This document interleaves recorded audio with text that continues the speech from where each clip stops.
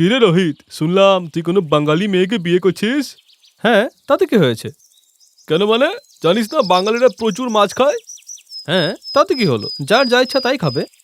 বেশিরভাগ লোকই রোহিত আর অনুপমার বিয়ের বিরুদ্ধে ছিল, কিন্তু রোহিতের মা বাঙালি ছিলেন বলে উনি খুব খুশি ছিলেন।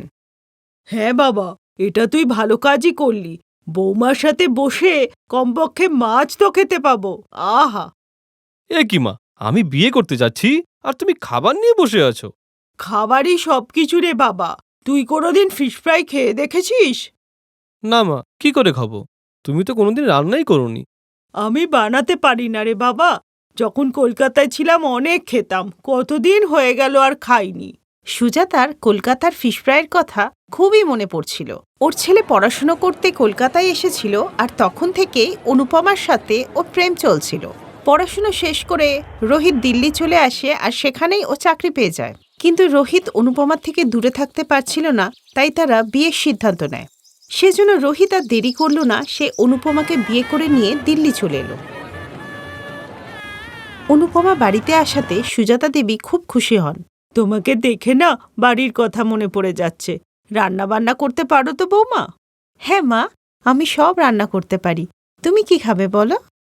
হ্যাঁ মা, বলো না, ওই দিন যেটা বলছিলে। হ্যাঁ বৌমা, ফিশ ফ্রাই কি বানাতে পারো? শুধু এইটুকু ব্যাপার? আমি তো ফিশ ফ্রাই বানাতে এক্সপার্ট। এরপর অনুপমা ঝটপট করে 3টে ফিশ ফ্রাই বানালো আর সবাইকে খেতে দিল। শাশুড়ি তো মুখে দিয়েই খুশি হয়ে গেল। আহা! এরকম ফিশ ফ্রাই তো আমি কলকাতায় খেয়েছিলাম। সত্যি বৌমা, তুমি ফিশ ফ্রাই বানাতে এক্সপার্ট। হ্যাঁ অনুপমা, দারুণ হয়েছে। এটা তো আমি ভাতের সাথে খাবো। এরপর থেকেই অনুপমা 2 দিন পর পরই ফিশ ফ্রাই বানাতো। কিন্তু একদিন যখন রোহিত খুব চিন্তা নিয়ে কাজ থেকে বাড়ি ফিরল। কি হয়েছে গো, তুমি এত চিন্তা করছো কেন? শুনলাম যে অফিসে নাকি লে অফ হবে। লে অফ? এটা মানে কি গো? এর মানে লোকেদের বরখাস্ত করবে, বাজেট কাট করবে। আরে কিন্তু এটা তো করা অন্যায়। এমনটাই হয়েছে গো, তুমি বুঝবে না। আচ্ছা ঠিক আছে, তা তুমি নতুন চাকরি খুঁজবে। এই বাজারে নতুন চাকরি? সবাই তো সেই লে অফই করছে। এই কথা শুনে সুজাতা দেবীও ঘাবড়ে যান। রোহিত, তোর বাবা তো এখন বেঁচে নেই, তাই বাড়িতে একমাত্র তুই একা যে উপার্জন করিস। তোর যদি চাকরি না থাকে তাহলে সংসার চলবে কি করে? টাকা কোথা থেকে আসবে বাবা? চিন্তা করো না মা, এখনো চাকরিটা যায়নি, যেতে পারে। আমি ট্রাই করব যাতে চাকরিটা না যায়। কিন্তু রোহিতের চেষ্টা ব্যর্থ হলো, আর পরের দিনই তাকে চাকরি থেকে বরখাস্ত করা হলো। চাকরিটা নেই, চলে গেছে। জানি না এখন কি যে হবে। ওই দিন বাড়িতে কোনো রান্না হলো না, আর সবারই খুব মন খারাপ ছিল। কারোরই খাবারের মন ছিল না। 3-4 দিন হয়ে গেল রোহিত চেষ্টা করলো, কিন্তু কোথাও কোনো চাকরি পেল না। আমরা তো বরবাদ হয়ে গেলাম বৌমা। খুব কষ্ট করে তো ছেলেকে পড়াশুনো করিয়েছিলাম। রোহিতের বাবা মারা যাওয়ার পর খুব কষ্ট করে সংসার চলতো। ছেলেটা চাকরি পাওয়ার পর ভাবলাম এবার দিন ফিরবে, কিন্তু এ কি হলো? আপনি চিন্তা করবেন না মা, কোনো না কোনো ব্যবস্থা ঠিক হয়েই যাবে। এখন কি হবে অনুপমা? চাকরি ছাড়া যে আমি আর অন্য কোনো কাজই করতে পারি না। এখন কি করব আমি? দেখো, চিন্তা করলে না কোনো সমস্যার সমাধান হয় না। আগে তোমরা নিজেদের মুড ঠিক করো, তারপর দেখবে কোনো না কোনো ব্যবস্থা ঠিকই হয়ে যাবে। দাঁড়াও, আমি ফিশ ফ্রাই নিয়ে আসছি, খেলেই দেখবে মন ভালো হয়ে যাবে। অনুপমা ফিশ ফ্রাই আর বাসন্তী পোলাও বানায়। এই হলুদ রঙের ভাতটা কি করে বানিয়েছো গো? আরে নাম কি? একে বাসন্তী পোলাও বলে, তুমি খেয়ে তো দেখো। রোহিত ফিশ ফ্রাইয়ের সাথে বাসন্তী পোলাও খেলে ওর মাথা ঘুরে যায়। আরে বাহ, দারুণ কম্বিনেশন তো। মিষ্টি মিষ্টি বাসন্তী পোলাওয়ের সাথে ক্রিস্পি ফিশ ফ্রাই। আমার হিসেবে তো এই কম্বিনেশনটা 1 প্লেট 200 করে বিক্রি হবে, তার কম নয়। আরে, এটা তো আমি ভাবিইনি। আমি তো অফিসের বাইরে এটা বিক্রি করতেই পারি। মানে? মানে আমি ফিশ ফ্রাই আর বাসন্তী পোলাও বিক্রি করতে পারি, অফিসের বাইরে তো সবাই খেতে আসবেই, তাই না? হ্যাঁ হ্যাঁ, অনেক আসবে। আরে তুমি বিশ্বাস করবে না, আমাদের অফিসের বাইরে একজন রাজমা চাবল বিক্রি করে। ওনার ইনকাম আমাদের স্যালারির চেয়ে বেশি। তুমি এটা শুরু করতে পারো। পরের দিনই রোহিত তার সমস্ত সেভিংস দিয়ে একটা খাবারের ঠেলা কিনল।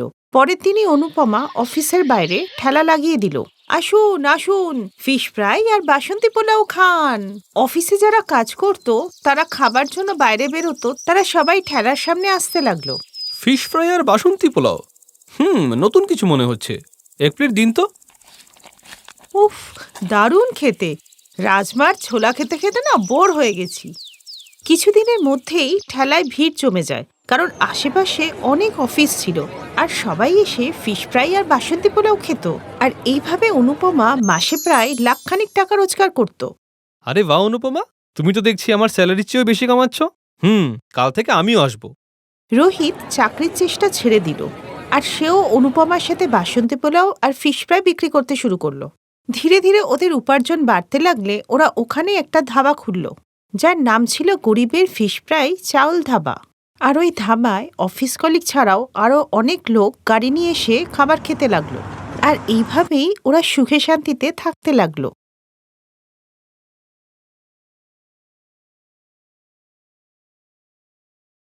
কথায় বলে দিদি আর বোনেদের মধ্যে অটুট সম্পর্ক থাকে, কিন্তু এটা তো কলিযুগ, আর কলিযুগে ভালোবাসা তো টাকা দেখে হয়।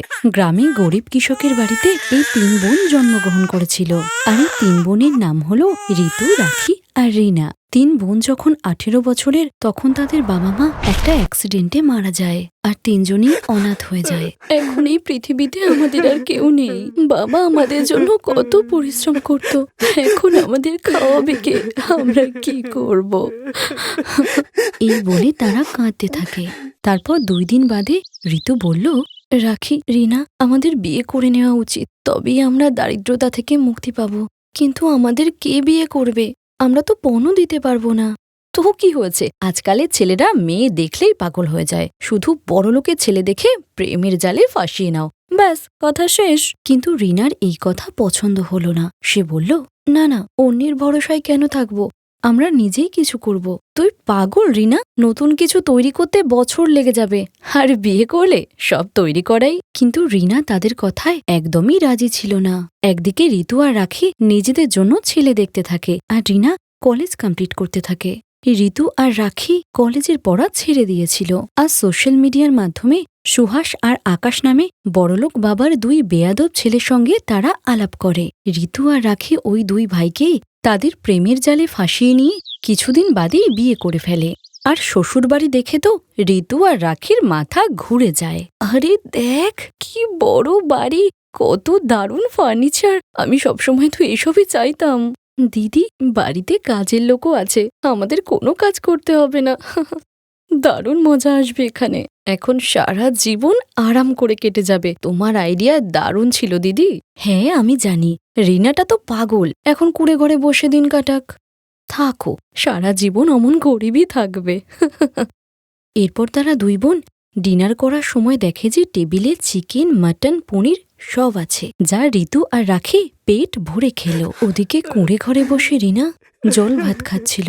এমন অসহায় অবস্থায় একা একা রিনা ভীষণ কাঁদছিল।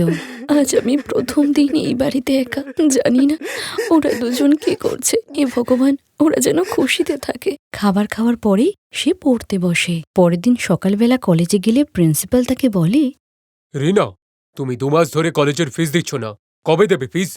ক্ষমা করবেন স্যার, আমার বাবা মা আর নেই, তাই আমি ফিস দিতে পারিনি। এসব বলে কোনো লাভ নেই, ফিস দাও তাড়াতাড়ি, আর নয়তো চলে যাও কলেজ থেকে। এই বলে প্রিন্সিপাল রিনাকে কলেজ থেকে বার করে দিলে রিনা ভীষণ কষ্ট পায়। এ ভগবান, আমি তো পড়াশোনা করে নিজের কেরিয়ার করতে চেয়েছিলাম, পৃথিবীতে টাকাই কি সব? এরপর রিনা কাজ খুঁজলেও কোনো কাজ পায় না। পরের দিন সকালবেলা রিনা যখন বাড়ির কাজ করছিল, তখন তার বাড়ির সামনে একটা বড় গাড়ি করে ঋতু আর রাখি আসে। দিদি, তোমরা এসো, আমি ভাবলাম তোমরা ভুলেই গেছো আমাকে। না না, আসতে তো হতোই, দেখবো না তুই কেমন করে রয়েছিস। তুই তো আমাদের কথাই শুনলি না, এখন দেখ আমরা কত দামি গাড়ি চাপছি। এ তো ভালো কথা দিদি, কিন্তু আমি নিজে কিছু করতে চাই, স্বামীর টাকায় অ্যাশ করতে চাই না। তুই নিজে কিচ্ছু করতে পারবি না। তুই কলেজ যাসনি আজকে? আসলে কলেজের ফিস দিতে পারিনি, তাই কলেজ থেকে আমাকে বার করে দিয়েছে। কি? এটাই হওয়ার ছিল। এখন কর, তুই কি করবি? আমরা তো বরের টাকাতেই অ্যাশ করব। এই বলে তারা 2 জন গাড়ি করে চলে যায়। আর এদিকে রিনার নিজের পেট চালানোর জন্য বেশি টাকাও ছিল না, আর যেটুকু টাকা ছিল তা দিয়ে সে বাজার থেকে রাজমা আর চাল কিনে রাজমা চাওয়াল বিক্রি করতে শুরু করে। রাজমা চাওয়াল খেয়ে যাও, রাজমা চাওয়াল, সুস্বাদু রাজমা চাওয়াল খেয়ে যাও। 2 মাস কেটে গেল। রিনা রাজমা চাওয়াল বিক্রি করে নিজের পেট চালাতো আর বাড়ি এসে পড়াশোনা করত। একদিন যখন রাত্রিবেলাতে রিনা বাড়ি এসে পড়াশোনা করছিল, ঠিক তখনই তার বাড়ির সব আলো নিভে গিয়ে অন্ধকার হয়ে যায়। আরে, আশপাশের বাড়িতে তো আলো রয়েছে, তবে এখানে এমন কেন? তখনই রিনার মনে পড়ে যে 2 মাস হয়ে গেল সে কারেন্টের বিল দেয়নি, আর এদিকে পড়াশোনা করার জন্য বাড়িতে একটা মোমবাতিও ছিল না। এই অন্ধকারে কিভাবে পড়াশোনা করব? আর না পড়লে তো চাকরিও পাবো না। এই বলে কাঁদতে কাঁদতে রিনার মনে পড়ে তাদের গ্রামে দুর্গা মায়ের মন্দিরের কথা। মন্দিরটা ছোট হলেও সেখানে সবসময় একটা আলো জ্বলতো। তাই রিনা বই নিয়ে মন্দিরে চলে গেল আর সারা রাত দুর্গা মায়ের সামনে বসে বাল্বের আলোতে পড়াশোনা করতে লাগলো। আর পড়তে পড়তে সে ঘুমিয়ে পড়ল। আর সকালবেলা ঘুম ভাঙলে সে দেখে মন্দিরের পুরোহিত মায়ের পুজো করছে। পুরোহিত মশাই, আপনি কখন এলেন? কিছুক্ষণ আগেই এসছি মা। তুমি ঘুমাচ্ছিলে, তাই তোমায় আর ডাকিনি। কিন্তু মা, তুমি বই নিয়ে এই মন্দিরে বসে পড়ছো কেন? কি হয়েছে? রিনা পুরোহিতকে সবকিছু বলার পর পুরোহিত রিনাকে বলল, ঠিক আছে মা, আজ থেকে তুমি এই মন্দিরে বসেই পড়াশোনা করতে পারো। এখানে আমি তোমার পড়াশোনা আর খাবার ব্যবস্থা নিশ্চয়ই করে দেবো। তুমি শুধু মন দিয়ে পড়াশোনা করো আর দুর্গামাকে ভক্তি ভরে ডাকো। মা দুর্গা নিশ্চয়ই তোমার ডাক শুনবেন। এরপর থেকে রিনা মন্দিরেই থাকতে লাগলো আর রাজমা চাওয়াল বিক্রি করা ছেড়ে দিয়ে পুরো সময় জুড়েই পড়াশোনা করতে লাগলো। আর ওদিকে তার 2 বোন কোনো কিছুর অভাব ছাড়াই খুব আরামে দিন কাটাচ্ছিল। কিন্তু একদিন ঋতুর সঙ্গে সুহাসের ঝগড়া বাঁধলে আকাশ সুহাসকে বলল, দাদা, ঋতু আর রাখির নকরাটা কিন্তু দিন দিন বেড়েই চলেছে। ঠিকই বললি, কিছু একটা করতেই হবে। এদের দুজনকে না আমাদের লাইফ থেকে তাড়িয়ে দিই, আমরা তো মেয়ে পেয়েই যাব। ঠিকই বললি আকাশ, ঋতুকে আজকাল আর একদম ভাল লাগছে না। আমারও রাখিকে ভালো লাগছে না। ঋতু আর রাখির কোনো ধারণাই ছিল না যে তাদের সঙ্গে কি হতে চলেছে। আর সেদিনই রিনার ইন্টারভিউ ছিল। সে প্রার্থনা করে বলল, হে দুর্গা মা, আমার কাছে কলেজের ডিগ্রি নেই, এই চাকরিটা তুমি আমাকে পাইয়ে দাও, তারপর ধুমধাম করে তোমার পুজো করব। এরপর ইন্টারভিউতে রিনার মালিক তাকে জিজ্ঞাসা করল, তোমার তো কলেজের পড়া এখনো শেষই হয়নি, তোমার কাছে তো কোনো ডিগ্রিও নেই, তোমাকে এই জবটা কেনই বা দেব? স্যার, আমি দারিদ্রতার কারণে কলেজের পড়া কমপ্লিট করতে পারিনি, তবে পরিশ্রম করে পড়াশোনা করেছি, আপনি ইচ্ছে মতো প্রশ্ন করুন।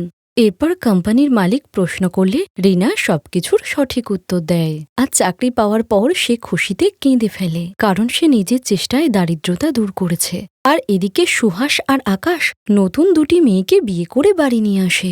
আর তারা ঋতু আর রাখিকে বাড়ি থেকে ধাক্কা মেরে বার করে দেয়, আর তারা আবার আগের মতো গরিব হয়ে যায়।